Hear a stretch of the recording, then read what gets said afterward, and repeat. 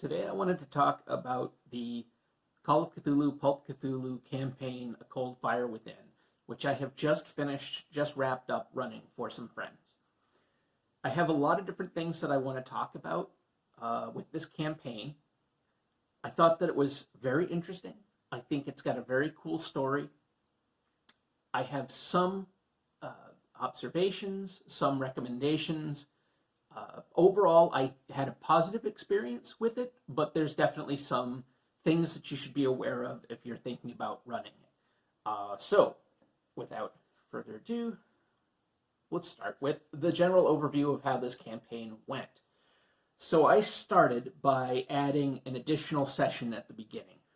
The way that the campaign starts out as written, it does give you a couple of options for doing other things, but the way that it's sort of default setup is a pretty standard way to start Call of Cthulhu adventures and campaigns. You're approached by somebody that you know is in trouble, and you're asked to investigate it. Now, there's a lot of adventures or campaigns or various things that start with receiving a letter from an old friend. They're in trouble, please come help.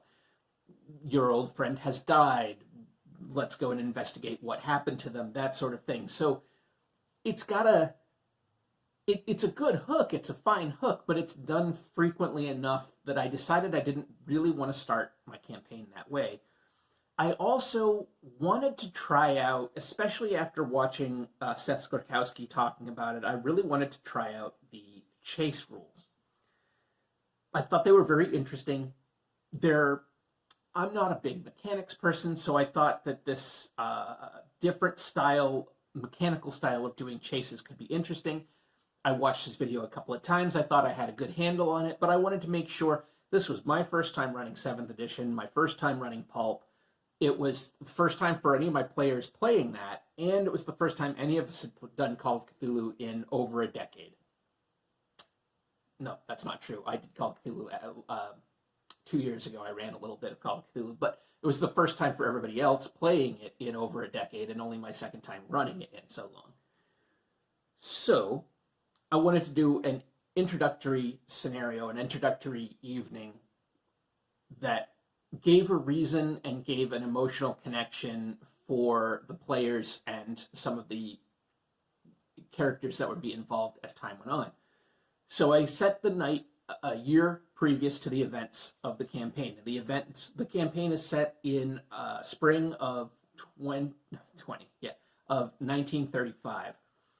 And I set a scenario in the spring of 1934, and it involved a spiritualist kind of display or a mesmerist kind of display.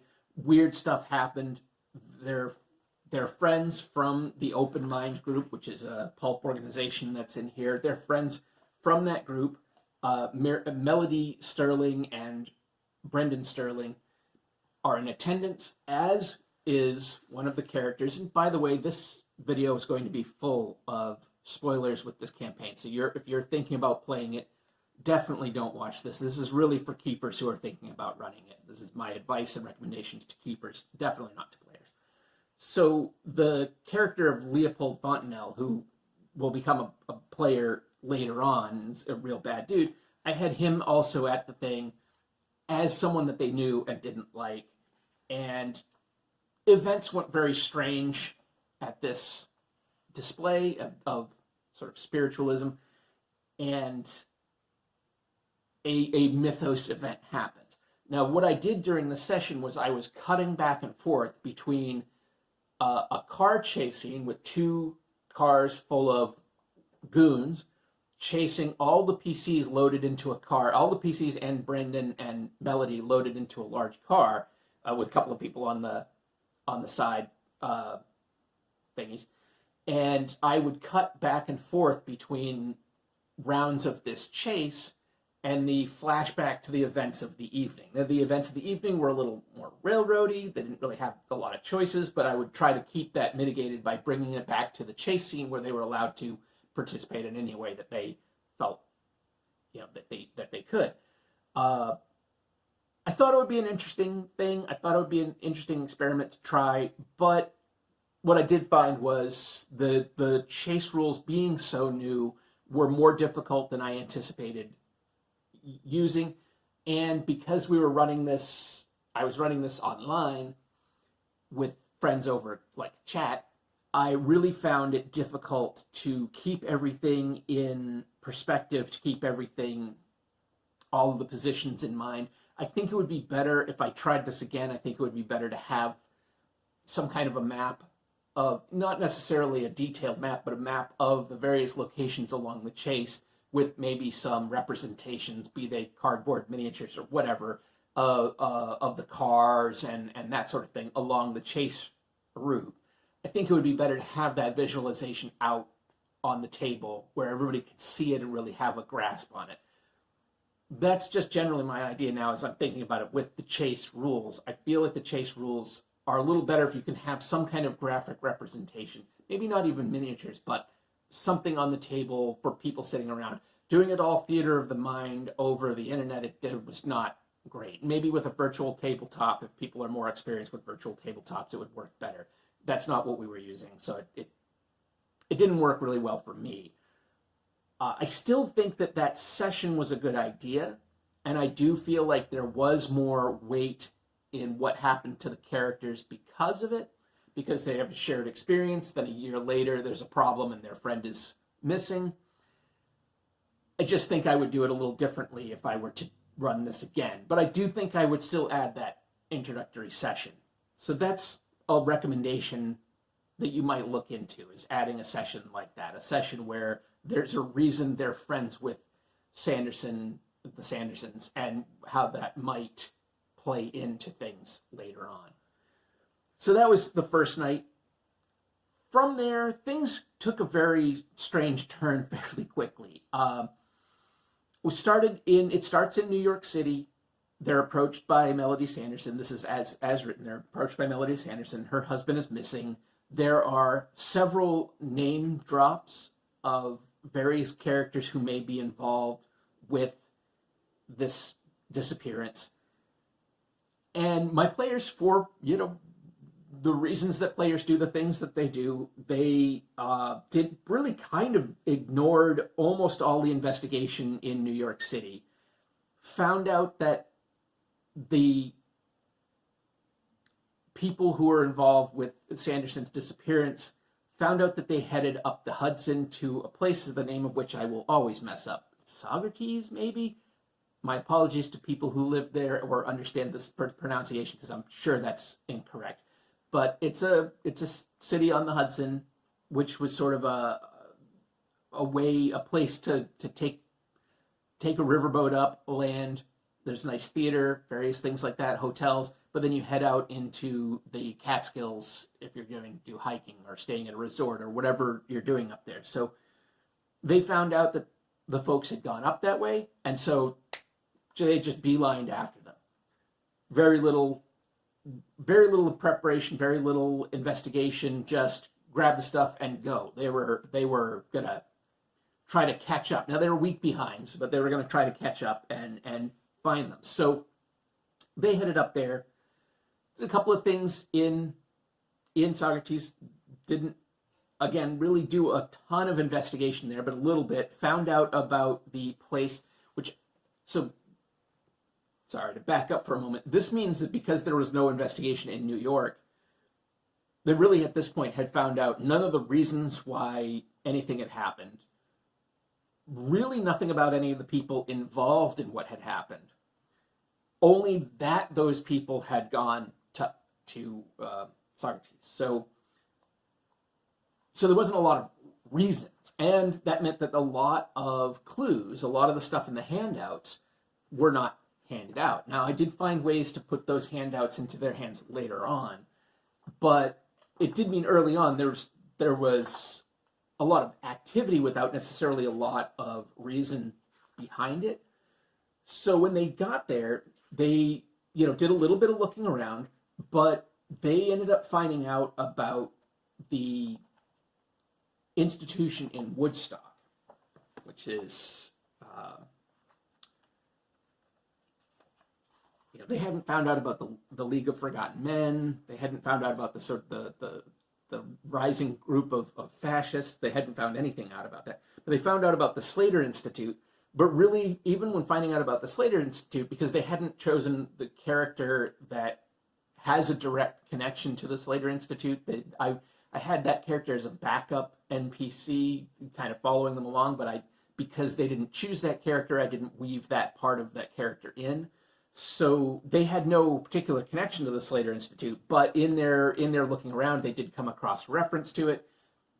That kind of piqued their interest, so they went to the Slater Institute. But now going to the Slater Institute with no particular reason other than they thought maybe that's where, some weird stuff happened there, so maybe that's where this caravan of people. But they didn't find any indication that caravan of people had gone there, but that's where they went.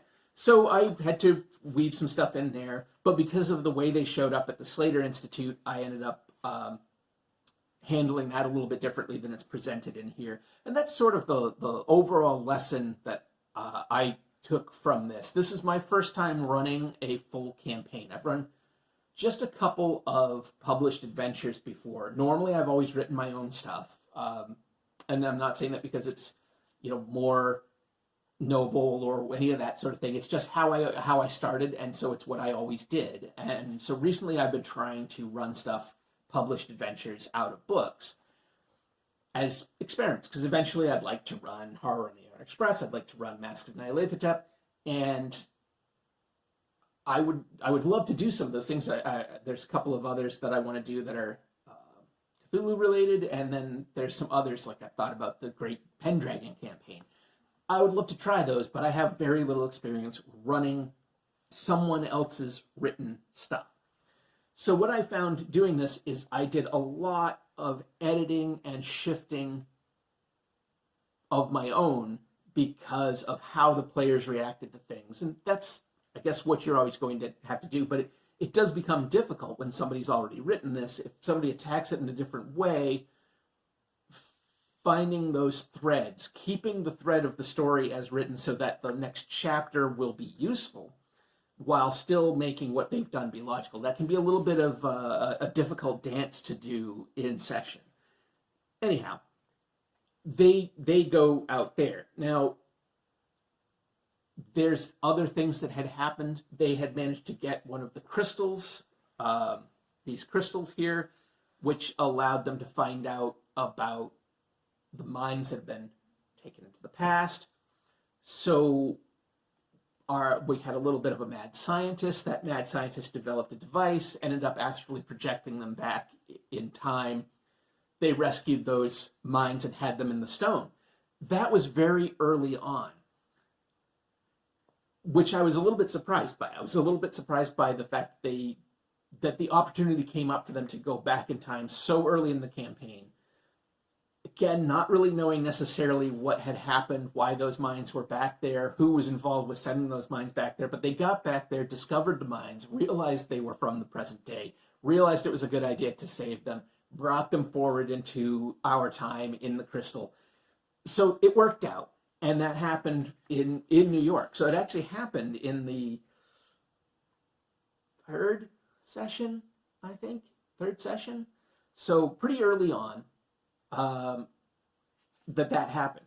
So anyhow, from the Slater Institute, they headed out into the mountains, and because at this point they hadn't come across pretty much anything about the League of Forgotten Men, the rise of fascism, any of that stuff, they had really just managed to just bypass every clue and reference to it up to this point.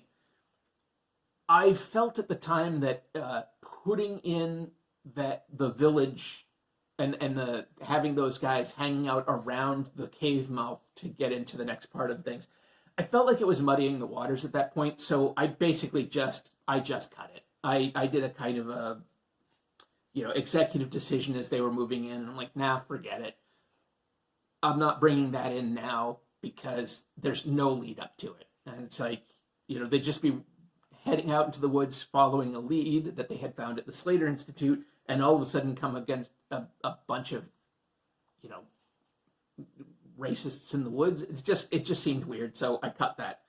I cut that out, and I just brought them in to the cave and the whole thing with the the mysterious entrance to this underground world. Now, because they again had not found out about really much about the group that had headed out before them, they didn't know about the supplies that they had brought. They didn't know what level of expedition that they were following. They knew they were following an expedition, and that expedition was in a truck, but they hadn't checked at a general store to find out what they bought. They didn't really have an indication of what they were going into.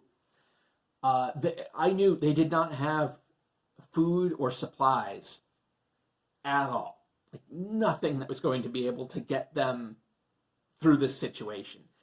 And it was also around this time that the real world kind of butted in. And I started to realize that, one, I thought that the campaign could go on a little longer than I'd originally expected. I'd heard some people say 7 sessions, and I think that's very...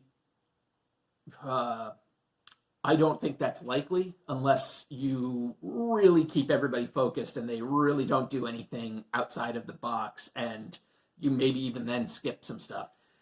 But anyhow, the real world started to interrupt, and I realized with the holidays coming on, we have family coming into town, and then we have to take a trip. There's a lot of stuff coming up, and there's going to be a lot of time where I wasn't going to be able to run this game, and it could be as much as almost 2 months from a session to the next session I'd be able to run.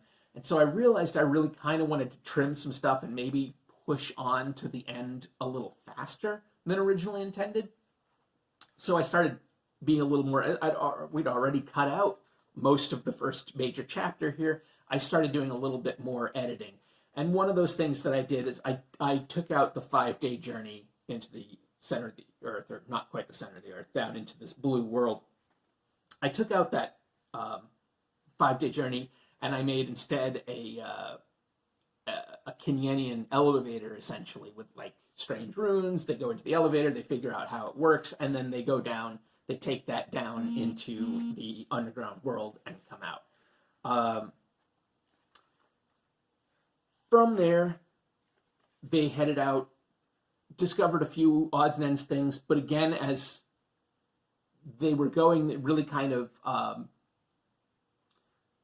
I still felt like they were sort of moving a little blind. Like they knew they were following people, but I didn't feel like they were finding out a lot of the whys and wherefores. So I did readjust a few clues. I probably railroaded a little bit, certainly more than I would have liked. And again, kind of pushed things a little bit into a certain direction because it's so easy in that chapter once they get to the inner world, it's so easy for things to go in a million different directions. So they ended up tracking some stuff down to a temple. They found a guy from the surface world. I did a modification where he was able to talk and was a little more lucid than he is as written, and was able to kind of be a little bit of a guide for them. They get to the city. From the city, they, through a little bit of work, end up going down into the inner world, face off with the crazy stuff going on down in the inner world. One of the characters goes completely mad, and they end up stopping the big ceremony from happening at the end. The villain escapes. They don't realize that at first, but the villain of these escapes transfers his mind somewhere else. But they rescue the people whose bodies had been stolen, and they reunite the essence of those people with their bodies. Cool. Okay. So that's just a general overview. And again, there's several major points that were skipped in this campaign, just the way things played out. And especially as time went on, I really had to kind of trim things a little more than I had hoped and anticipated. And I do feel like the ending was a little rushed. We missed a week, and was leading up to, like, it had to be done, or it was going to be this long gap before the next session. So everybody stayed on, and we played a much longer session than hoped. We were all fading by the end, but we got it all finished, and so it was done. But I do feel like the ending was lackluster because it was a little rushed. So I have some observations generally about the scenario. One, it is definitely harder to run out of the book than I thought. When I read it, as I was reading it, I was really feeling comfortable with it. I was like, oh yeah, it's got what I need. It has so much stuff in the book that it's got the characters set out. It's got all the stuff. This is going to be pretty easy to actually run right out of the book. It's going to be really good. I did have some thoughts even then. There were like some things I thought I would do to prepare. But overall, I felt comfortable with the idea of running it pretty well out of the book without really doing a ton of preparation. And I was definitely wrong. It is not very easy to run as is out of the book. In that, one of the specific things that I found was chapter 6. Chapter 6. Yeah, chapter 6 is one of the specific things. So chapter 6, which is the time rescue, it's sending your essence back in time to rescue some people's essence, their astral selves or what have you, from imprisonment in the past. The thing with chapter 6 is that it can happen at almost any time in the campaign. So all the time that you're running this game, until this chapter happens, this chapter's hanging over your head. So you kind of need to be ready to run this whenever it makes sense. I was very lucky because they had a time, it worked pretty well for a session end. They decided to do a thing, and it was a good breaking point for a session so that I knew what I had to work on. I knew that I had to handle this chapter. That was great. But that's not necessarily going to be the case. This chapter could be tapped into multiple times across this campaign. And you always kind of have to be ready for this. And it's not a simple chapter. There's a lot of stuff that can happen in this chapter. There's a lot of stuff based on what your players know at the time. There's a lot of stuff based on how they get there, why they're there, what point in the campaign they're there, so how much they know when they get there. There's a lot with this chapter, and it's always hanging over your head. So that's something you really need to be aware of. The chapter 6 is something you just have to have a sense of how you're going to work it in, so that when it makes sense to work it in, and I would even argue it's probably good to try to work it in as soon as you can, just so you're not then having it lurk like that. But know that it could happen anytime, and you want to be ready for it. And then the second thing is chapter 4, Lost in a Blue World.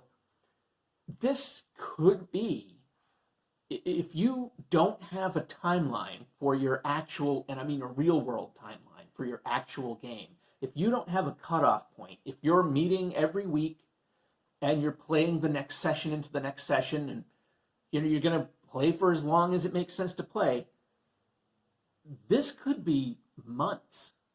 This chapter is like, it's a sandbox. It's a really big sandbox. There are tons of characters. There are multiple factions. There are multiple locations. There's potential for what, for all intents and purposes, things like random encounters. It's a world to explore with all these different factions, with different technologies, with secrets to learn.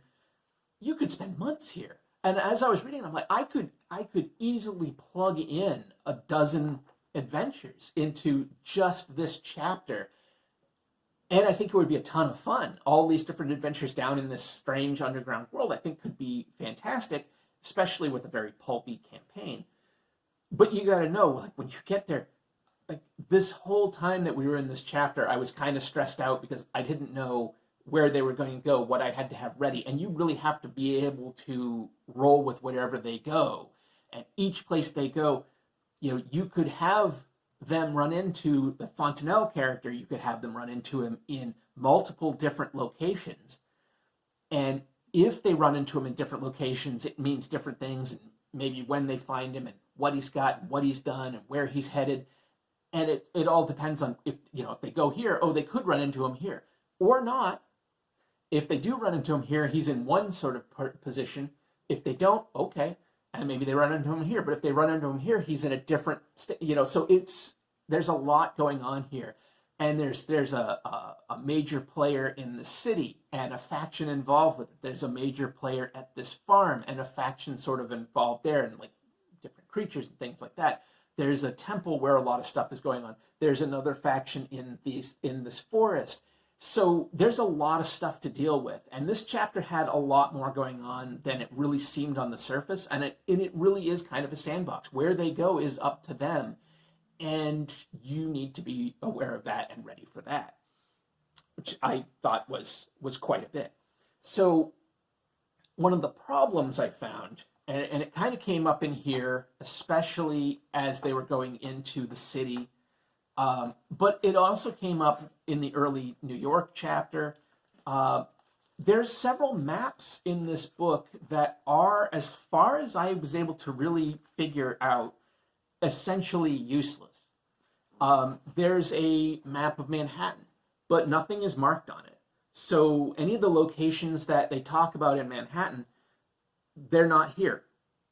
So you have a map of Manhattan, but okay, it's you could just buy this in a store. You don't need this map because nothing's marked on it. So what's the point? And what I found too was later on, and that's kind of the same with the Socrates. Again, sorry about the pronunciation. Even with the Catskill Mountains, I found the maps difficult to navigate, and sometimes they had information on them that wasn't useful, and sometimes they didn't have information on that was necessary.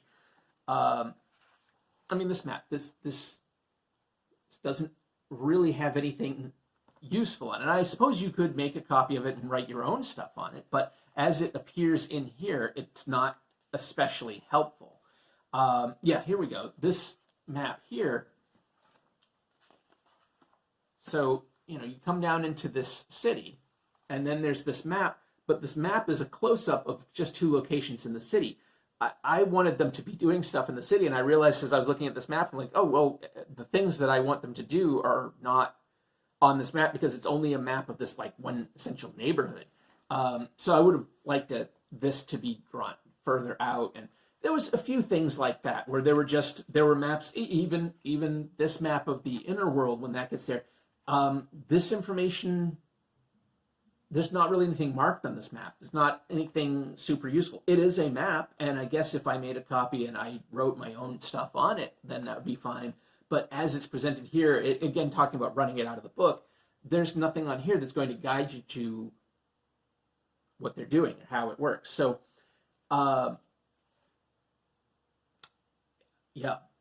So anyhow, so the maps are not always as useful as I would have liked. I think, again, if I were going to run this again, I would definitely print these out, and I would probably go in and adjust and do things myself to make a more useful keeper's map at the very least. I definitely would go in and mark locations on Manhattan of where things are and what their relationship is to other parts. So anyway, that's another observation that I had.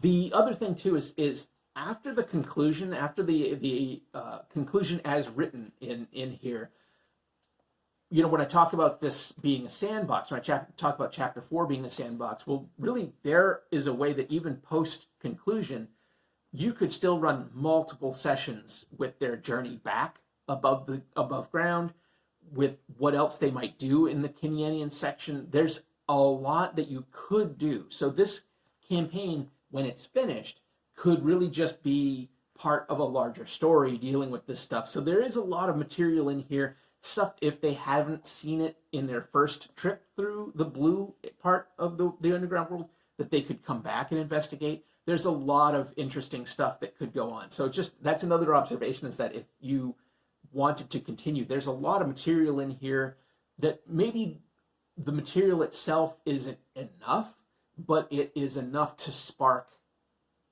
ideas. so that you could then build on that. There's a lot of foundational material for a much larger campaign, in theory, if you wanted to. Both in that sandbox section and in the post-conclusion, the post-climax section, depending on how that plays out. And of course, there's also suggestions on if you don't do well, what might have happened. Yeah, so there's if you don't do well, what might have happened could also play into things. So those are my sort of initial observations on the campaign. Now, my suggestions on the campaign for where to go, I've already covered a couple of them, including adding that initial section or the initial session. I do think would improve things if you put in a session to give reason for your friendship with the Sandersons. Yeah. I think that that's just a good idea. Kind of the way I think that the new chapter in Masks of Nyarlathotep actually gives you a connection with Jackson Elias. I think you could add a little chapter. It's not necessarily as dramatic as that, but you could add a little chapter to give you more connection, which I think is a good idea. But here's a couple of my general recommendations for running it. Because it is not as easy to run out of the book as it seemed when I did my initial read-through, first thing I would do is make a 3x5 card with every single NPC that you come across in this book, plus some additionals. Every character you find, including, look, most of them at the beginning of each chapter, there's a dramatis personae section where it goes into little information about these characters with little character portraits, and that's great. And I would take this information and the pertinent parts of that, I would put onto a 3x5 card and have one for every single one of these people throughout the book. But also, while you're going through these chapters, if they talk about going to a convenience store, or if you think that it might be a good idea to have, not a convenience store, but a local shop kind of thing, if you think it's a good idea to have those, say your characters want to go in and buy equipment, I would make things for those characters. There's a couple of groundskeeper types who work at the institution who do not have, at least I don't believe they have a section in the dramatis personae section. So they are referenced though, and I would definitely do a write-up for those two characters and have them on 3x5 cards. So that's a big one. I would have every character on there and then sort them by the chapter they appear in. But then knowing that there are a couple of characters, like Fontenelle, for example, who, depending on when you find him and where you find him, could show up in different chapters. So I would definitely, again, have that 3x5 card, but have it ready so that you know if they get to him on day 10, he's in this place and in this condition. But I would definitely do cards for every NPC. It would be super helpful. I don't know if you want to color code them or put them in folders separately so that you know in each chapter you can have those characters to draw on, because it will be super useful. I'd also do that for any of the critters that you might face off, any of the monsters or any of the mythos type stuff that you might face off with. I might even do 3x5 cards for any of the artifacts and that sort of thing that you might have them come across or might have them find, be it vehicles, be it the crystals, whatever, just to have that information handy to the side where you don't have to go flipping through the book to find that information. I would have that information on the side. Obviously, I would go to the Chaosium website and print out all the handouts, maybe even make a couple extra handouts. If you have skills with Photoshop or any of those kind of programs, you might want to do some adjustments. You might want to mark some locations on Manhattan and print that stuff out. Have these ready because you'll want them. You'll want to have them handy. You'll want to have easy access to them. So definitely do all of that. That's some preparation. I did a little because I thought, it would be a good idea to have this. I didn't do anywhere near enough. I was constantly kicking myself for not having every last character on here on a 3x5 card. Constantly kicking myself because it would have made things a lot easier a lot of the time. Let's see. I would also recommend, especially for Chapter 4, but also for New York, I would recommend doing like a flow chart for plot points and locations, maybe a diagram, whatever works best for you. But I did find when you're in the session looking through the books, there's a lot of stuff where, especially in chapter 4, I was flipping back and forth. I'm like, oh, what if they're in this part of the city? No, okay, no, they're back here. Okay, what's here? Right, oh, but this character from this part, well, he's back here. Oh, right. Oh, and then there's a reference to this other thing, and that's on this page. And so I was flipping back and forth, and I wish I had a paper on the side with just a diagram of the locations, what clues are in the locations, what people are in the locations, what plot point they need to reach, or what plot point might they reach if they go to that location. That would be really handy. And I think that would be really handy in New York. I say that because we didn't do most of the New York section, but I think having that plot point diagram would be very helpful if you were going to go through that, and especially with, again, what clues are where can they find them. So let's see.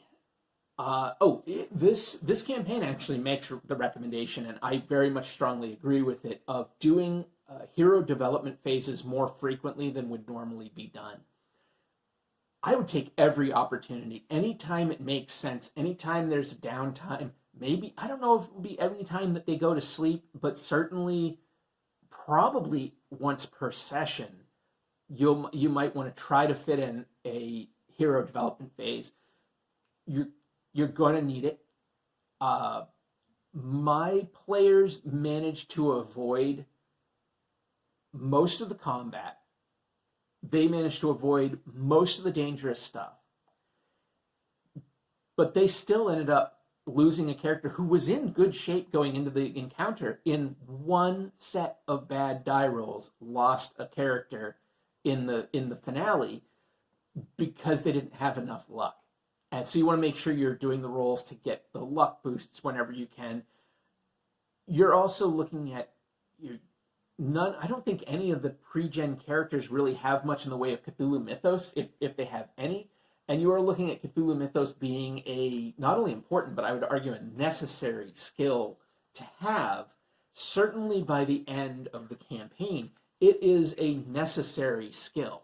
Now, I fudged things a little bit by allowing a different skill to be used when Cthulhu mythos was what was supposed to be used, but you really do need to make sure that they have that, and that it's not at a 1%. I mean, they need to have a skill in Cthulhu mythos. Somebody in the group needs to know what they're doing, or else there's not much way to really successfully finish this campaign. So you're going to want to make sure that you have hero development phases where the characters are going to be able to grow and get better skills, because they will need it. And assuming they don't avoid 99% of the combat, they're going to need it session by session. They're going to need to be getting better. They're going to need to be getting better at fighting and guns and running and hiding and finding stuff and tracking things and reading, mythos languages and all of that kind of thing. So hero development phases, definitely I would recommend doing them as frequently as you can, as makes sense, and certainly more than you would in a normal campaign. I feel like in a normal campaign, you could do several adventures. Say in the case of Mass Annihilate, maybe you've got several sessions that take place in New York, and then at the end of the New York section, you're going to have in-game 3 weeks or 4 week break as they travel somewhere. Do your investigator development phase during that point. This whole campaign could very well take place over the course of a couple of weeks. There is no long gap that makes more sense to do that development. So over the course of a couple of weeks, you may end up having them in game terms, having hero development days in a single day, and then doing another one the next day. But that might be another session, because there's just so much crammed into such a little amount of time. You're just going to want to know your characters will need to be able to build up in a shorter time than they would in a normal pulp game. So that's that. A recommendation that I did not use, I thought about at the beginning of this campaign. I still think it's a really cool idea, but it would have, the way things went, the way things played out, it would have muddied the water, and especially at the end, I would not have been able to cram this in with the time constraints toward the end, the real world time constraints on this game toward the end. But I think it could be really neat turning the character Melody Sterling, who has come to them and requested that they find her husband. It would be really interesting if you turned her into a kind of rival villain type character, where she was pushing her husband into this because she was looking for this power, and then he got off and corrupted and, time kidnapped or whatever, and that's upset her plans.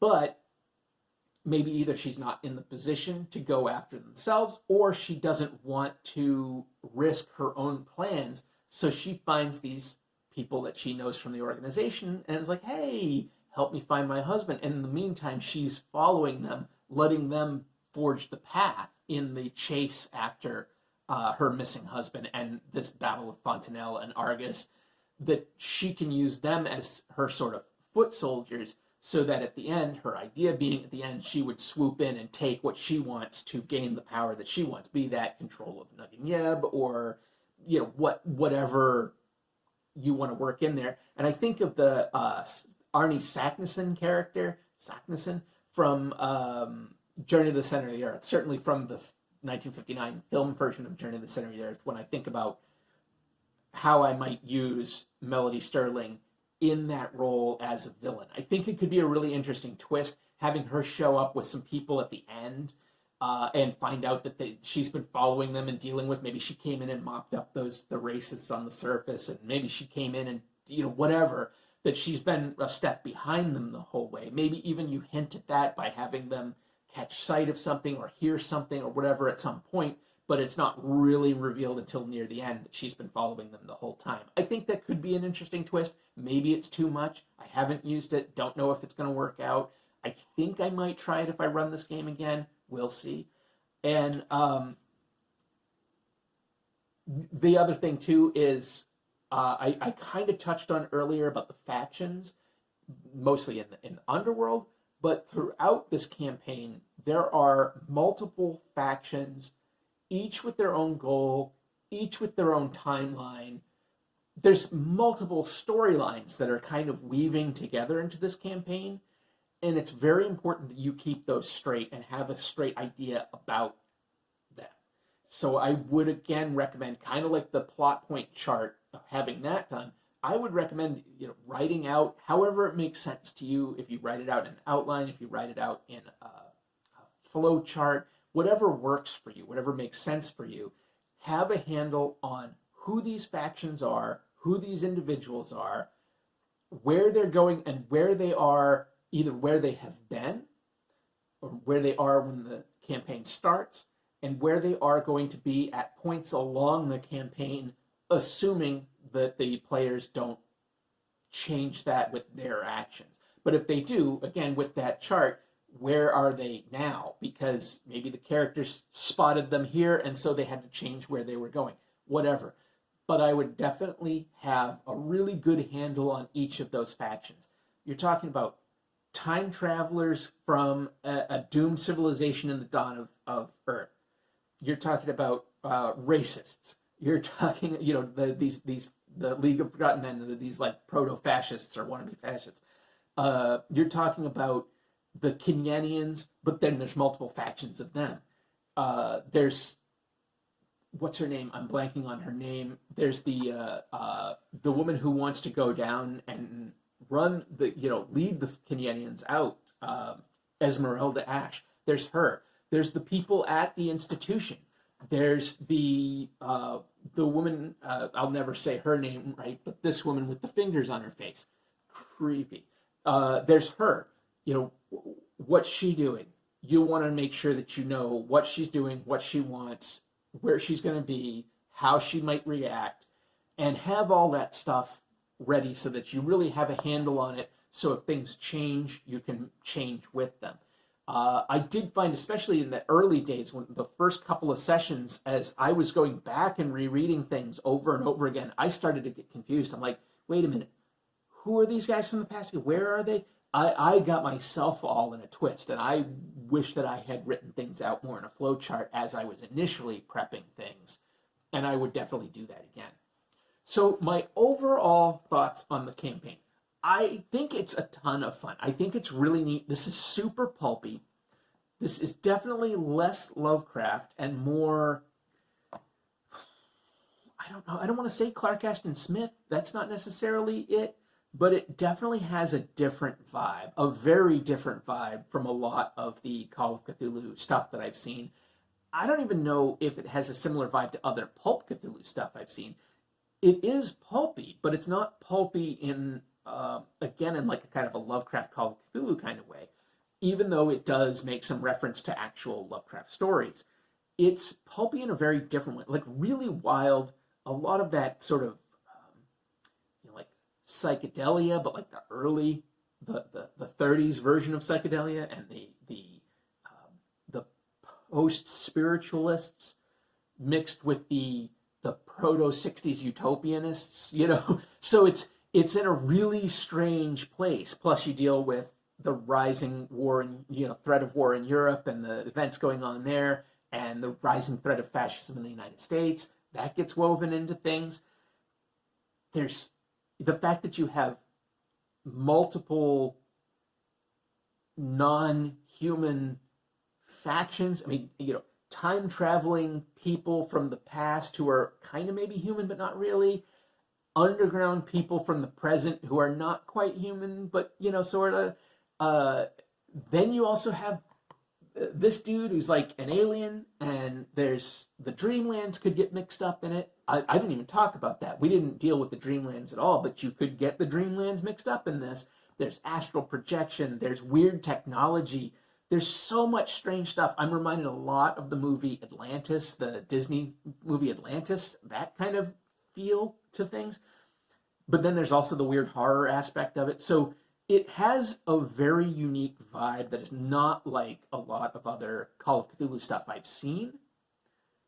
It's not necessarily going to be to everybody's tastes. It is very pulpy, but again, very pulpy in a different way. But I did like it, and I do think that I will revisit it. I think I've learned a lot from running it. I don't know that I would say running it was a success. It certainly wasn't a resounding success. I'll put it that way. We got through it. All but one character made it through, so that's cool. But I don't know that it was a resounding success. I definitely feel like I fell down on a more than one occasion, and I feel like I ran into trouble I was not expecting. As I was trying to run it out of the book, there were definitely times where I thought I had a handle on it and then realized I didn't, and couldn't figure out where the information I needed was, even though I had thought it was all in one spot, and it wasn't. So I would lean away from running it out of the book and do the prep work that I should have done in the first place. So I think it is very cool. And I will definitely try this again, and I may have a different take on it at another time. We'll see. But that's just my general overview of this. I don't know if that was helpful or not. If you are thinking about running it, hopefully you'll take some of my advice. I do think I think it's worth doing. I think it's worth trying. I think you could have a lot of fun and do a lot of pretty wild stuff in it. I would crank up the pulp as far as it would go. As far as like the pulpometer in Cthulhu here, I would crank it up as far as it goes. I would, weird science, psychic phenomenon, bring it all on. Because the material in here warrants that. It warrants going as weird as you can go. Having characters as weird as you can go. If you want psychic characters, sure, bring it on. If you want characters making weird science devices, absolutely, bring it on. I think you should definitely do all that. And I would go with the book's advice on speeding things up. It has advice in here on making working with pulp science easier and faster than you would normally have in a normal campaign if you were doing it pulp. It has the stuff on doing more frequent hero advancement development phases. Do that. Definitely do that, because you're going to want it. Your character's going to need it. Your players are going to want it. So I would recommend that. So anyhow, that's my look at this. Hopefully you enjoyed my long rant. and I hope you check it out. If you do, let me know how it goes for you. At the time of recording, I really didn't find a lot of reviews or information about this campaign online. I definitely tried to look a lot of stuff up before I ran it myself, and I didn't find a lot. There's some actual plays, but I don't watch actual plays for social anxiety reasons. So there's some actual plays. I don't know how those went, but I didn't see a lot of people really talking about it in an experienced way of, oh, I've run this and this is what I found. So maybe this will be useful to you. That's it for me for now, so take care.